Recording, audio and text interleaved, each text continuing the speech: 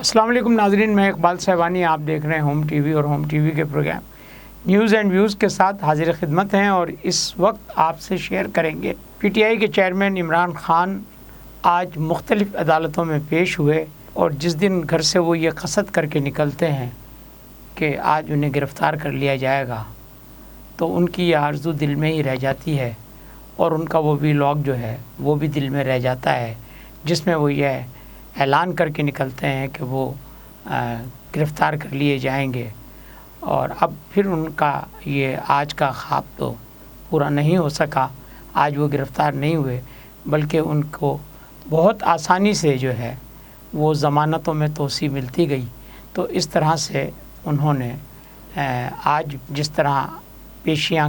بھگتی ہیں، اور ان کا یہ خیال تھا کہ شاید کہیں سے بھی ان کی ضمانت اگر منسوخ ہو جائے گی تو وہ گرفتار ہو جائیں گے، اور گرفتار ہونے کا ایک خیالی جو خاکہ انہوں نے بنایا تھا، اس میں پھر انہوں نے اپنے ویلاگ میں ایک تذکرہ بھی کیا تھا زندہ قوم ہونے کی نشانی کے طور پر فرانس کا، اور فرانس کا تذکرہ کرتے ہوئے انہوں نے یہ بات باور کرانے کی کوشش کی تھی کہ دیکھیے یہ آزاد ملک کیسے ہوتے ہیں، اور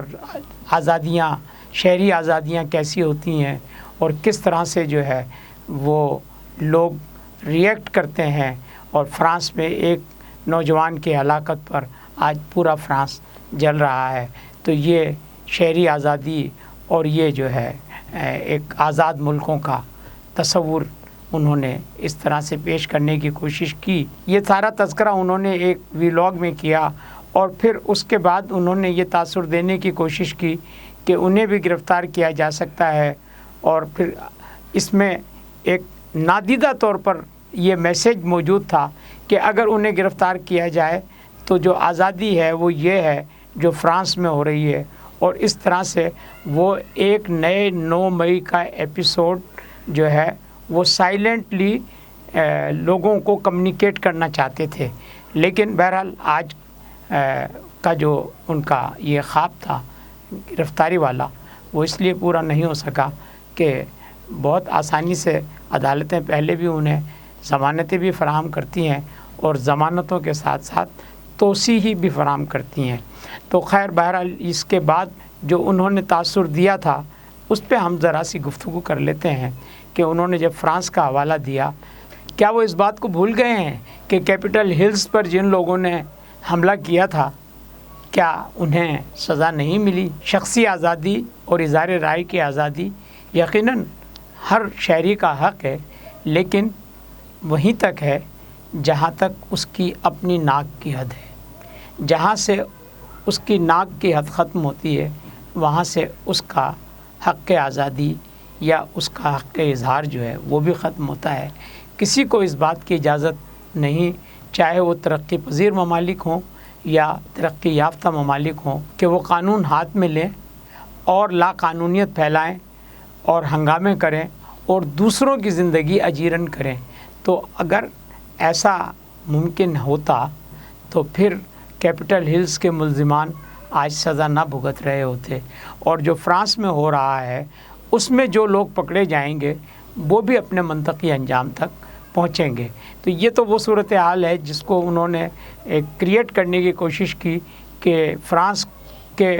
جو واقعات ہیں ان کو انہوں نے ایک ماڈیول کے طور پر پیش کرنے کی کوشش کی ہے۔ اب دوسری طرف چلتے ہیں کہ ہر بار جو ہے یہ تذکرہ ہوتا ہے،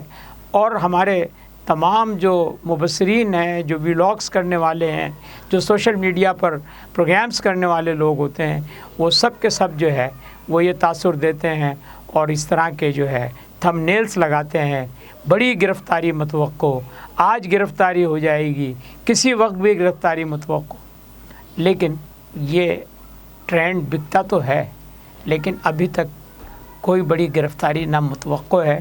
نہ اس کے کوئی آثار نظر آتے ہیں۔ اس لیے کہ میں جس نتیجے پہ پہنچا ہوں وہ یہ ہے کہ حکومت اس پالیسی پر عمل پیرا ہے کہ وہ عمران خان کو تھکانا چاہتی ہے، روز ان کے ذہن میں یہ تاثر پیدا کرنا چاہتی ہے کہ انہیں آج گرفتار کر لیا جائے گا، انہیں کل گرفتار کر لیا جائے گا، لیکن اس کے بعد وہ جو اپنا ایک خواب یا اپنا ایک تاثر یا اپنی ایک جو امید لے کر آتے ہیں اور یا اپنے آپ کو ذہنی طور پر اس بات کے لیے تیار کر کے آتے ہیں کہ آج انہیں گرفتار کر لیا جائے گا، تو حکومت اس امید پر پانی پھیر دیتی ہے اور اس طرح سے حکومت صرف ان کو ایک ڈیلے ٹیکٹس کے تحت ستا رہی ہے۔ اور میرے ذاتی خیال کے مطابق یہ بھی ممکن ہے کہ اگر ان کی گرفتاری ہوگی تو وہ شاید اس حکومت کے خاتمے کے بعد جو نگراں حکومت یا نگراں سیٹ اپ آئے گا اس میں یہ گرفتاری ممکن ہے ہو، لیکن اس وقت تک جو صورتحال ہے، گزشتہ کئی ماہ کا جو تاثر ہے اور جس طرح کی باتیں اور جس طرح سے وزراء کے بیانات منظر عام پر آتے رہے ہیں، اس سے تو ہر آدمی کا یہ تاثر بنتا تھا کہ عمران خان کل گرفتار ہو جائیں گے، عمران خان پرسوں گرفتار ہو جائیں گے، آج ہو جائیں گے، آج جو ہے وہ زمان پارک پر ریڈ ہو جائے گا، لیکن ایسا کچھ ہوتا بھی نظر نہیں آ رہا، اور آگے کا تو خیر اللہ تعالیٰ بہتر جانتا ہے۔ لیکن آج تک کی صورتحال یہ ہے کہ یہ سب باتیں ہم سنتے تو رہے ہیں لیکن یہ کہیں بھی منظر عام پر نظر نہیں آتی، اور آگے کیا ہونا ہے قبل از وقت کچھ کہا نہیں جا سکتا، مگر جو میری ذاتی انالیسس ہے وہ یہ ہے کہ ہو سکتا ہے کہ یہ کام جو ہے وہ نگراں حکومت انجام دے اور موجودہ حکومت اپنے آپ کو اس صورتحال سے بچا کر ہی رکھے، اور اسی طرح سے یہ کھیل جو ہے وہ جاری رہے کہ گرفتار ہونا ہے، گرفتاری ہو رہی ہے، وعدہ معاف گواہ آ گیا ہے اور اس سے بڑا وعدہ معاف گواہ آ گیا ہے، شواہد اکٹھے کر لیے گئے ہیں، مگر جو کچھ ہے وہ سب آپ کے سامنے ہے۔ تو اس کے بعد اب چلتے ہیں ایک اور خبر پر کہ نئے جو سیٹ اپ میں یا نگراں سیٹ اپ میں جو 2-4 نام پہلے آ رہے تھے ان میں ایک نام کا اضافہ ہو گیا۔ شروع میں محسن بیگ صاحب کا نام آیا تھا۔ محسن بیگ صاحب ایک زمانے میں عمران خان کے بہت ہی قریبی دوستوں میں سے، اسپانسر میں سے اور ساتھیوں میں سے تھے، اور پھر اس کے بعد انہیں عمران خان کی حکومت میں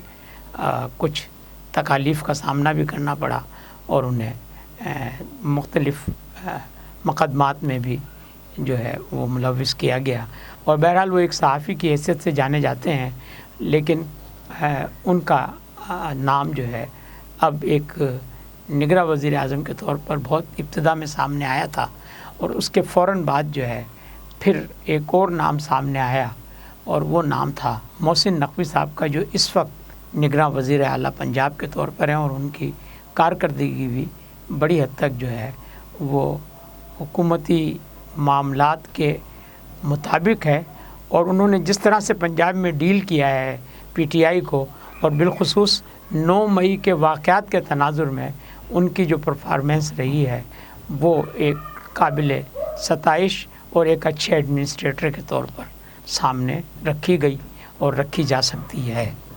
تو اسی طرح سے پھر ایک اور نام کا اضافہ ہوا، اور وہ تھا ایک اور معروف صحافی، پاکستان کرکٹ بورڈ کے چیئرمین بھی ہیں، اور نجم سیٹھی صاحب پہلے بھی نگراں وزیر اعلیٰ پنجاب رہ چکے ہیں، تو ان کا نام سامنے آیا، اور اس کے بعد اب ان کی بیگم، اور وہ بھی ایک معروف صحافی ہیں، جگنو محسن صاحبہ، ان کا نام بھی اس ریس میں شامل ہو گیا ہے، اور لگتا ایسا ہے کہ شاید یا تو نجم صاحب نے، سیٹھی صاحب نے اپنے آپ کو جو ہے وہ شاید اسٹیپ ڈاؤن کیا ہے اس ریس سے، اور انہوں نے اس نام کی طرف جو ہے لوگوں کی توجہ دلائی ہے، یا جو لوگ سیٹھی صاحب کو پسند کرتے تھے انہوں نے یہ کوشش کی ہوگی کہ سیٹھی صاحب بیہائنڈ رہیں اور ان کی بیگم کو وہ نگراں وزیر اعظم کے طور پر لائیں۔ تو بہرحال یہ ابھی کوئی بھی چیز فائنل نہیں ہے، اور وہ فائنل ہوتی بھی نہیں ہے، پاکستان میں آخری وقت میں کچھ بھی ہو سکتا ہے۔ تو یہ ایک ڈیولپمنٹ ہوئی ہے، اور اب چلتے ہیں ایک کراچی کی خبر کی جانب کہ کراچی وہ واحد बदकिस्मत शहर है जहाँ ना कानून की हुक्मरानी है, ना इंतज़ामिया का कोई रोल है और ना ही आम आदमी अपने हुकूक के लिए कोई जद्दोजहद करने के लिए तैयार है। और ये शहर मुख्तलिफ़ माफियाओं के हैंड ओवर है और इनमें से एक माफिया जो है वो मिल्क फ़रोश या दूध फ़रोशों की माफिया है, जो जब चाहती है अपनी मनमानी से दूध का रेट मुकर्रर कर देती है और इस सिलसिले में ना वो सरकार को खातिर में लाती है, ना वो कमिश्नर के अहकामात को मानती है। कमिश्नर साहब की जानिब से 170 रुपये का रेट दिया गया था, जिस पर उस वक्त जो उनका इजलास हुआ था तो उन्होंने कहा था कि ये 180 और फिर 180 रुपये पर जब इत्तफाक़ राय हो गया, लेकिन उस इजलास के फ़ौरन बाद दूध फ़रोशों ने 180 के सरकारी रेट को कबूल करने के बावजूद 210 रुपये अपनी जानिब से रेट मुकर्रर किया और 210 पर वो दूध फ़रोश करते रहे। और अब ईद के फ़ौरन बाद कराची के दूध फ़रोशों ने खुद 20 रुपये फ़ी लीटर का इजाफ़ा करके और फ़ी लीटर दूध की कीमत 230 रुपये मुकर्रर कर दी है। गोया सरकारी रेट जो 180 रुपये है उस पर फ़ी लीटर 50 रुपये का मनमाना इजाफ़ा कर दिया गया है। और कराची की इंतज़ामिया, कमिश्नर कराची, डिप्टी कमिश्नर्स या मुतल्लिका सब डिवीज़न्स के असिस्टेंट कमिश्नर्स, कोई इंतज़ामी अफसर इन मनमानियों को रोकने के लिए कहीं मौजूद नहीं है। और दूसरी तरफ कराची के शहरियों का भी ये हाल है कि वो इन मनमाने इजाफ़ों को न सिर्फ कबूल करते हैं बल्कि उस पर कोई सदाए एहतजाज बुलंद करने के लिए तैयार हैं। बदकिस्मती से कराची वो वाहिद शहर है जहाँ कोई चीज़ खालिस नहीं मिलती और दूध में मिलावट का उनसर भी अपनी जगह कायम है। अब एक तरफ पंजाब है जहाँ दूध 170 रुपये लीटर मिल तो रहा है, लेकिन उसके खालिस होने की मुकम्मल गारंटी है और अगर खालिस ना हो तो इंतज़ामिया दुकानों पर छापे मार कर उसकी क्वालिटी चेक करती है और अगर क्वालिटी से वो सब स्टैंडर्ड नज़र आए, गैर मयारी हो, तो वो पूरा का पूरा दूध जो है वो ज़ाया कर दिया जाता है, बहा दिया जाता है और इस तरह दुकानदार को एक जुर्माने के साथ साथ ये नुकसान भी उठाना पड़ता है कि उसका मनों के हिसाब से दूध जो है